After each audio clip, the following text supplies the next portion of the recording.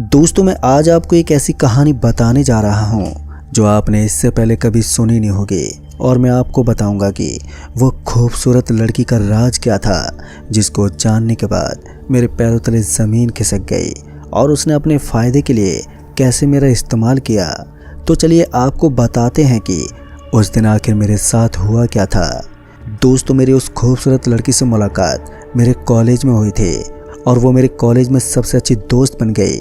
उसका नाम प्रिया था। उसको लेकर मेरे दोस्त मुझे मना भी क्या करते थे कि तो उसके ज़्यादा करीब मत जा, क्योंकि जो भी उसके करीब जाता है वो कुछ दिनों के बाद ही गायब हो जाता है और फिर उसका किसी को भी कुछ भी पता नहीं चलता।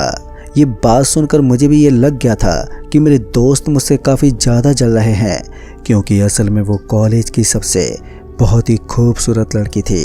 अगर सच कहूँ तो मैंने इतनी खूबसूरत लड़की अपनी 24 साल की उम्र तक में नहीं देखी थी। मेरी उससे दोस्ती 2.5 महीने पहले ही हो गई थी और समय के साथ साथ लगातार वो मेरे करीब आती जा रही थी। पर मुझे नहीं मालूम था कि उसके करीब आने के पीछे ये वजह थी। आज 2.5 महीने हो गए हैं और आज उसने मेरे साथ कुछ ऐसा कर दिया जिसके बाद मेरे होश गुल हो गए।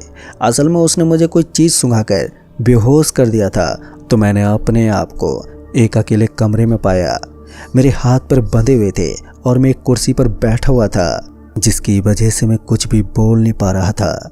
मैंने चारों तरफ अपनी गर्दन घुमाकर भी देखा तो मुझे सही से दिखाई भी नहीं दिया, क्योंकि पूरे कमरे में सिर्फ और सिर्फ मोमबत्ती ही जल रही थी।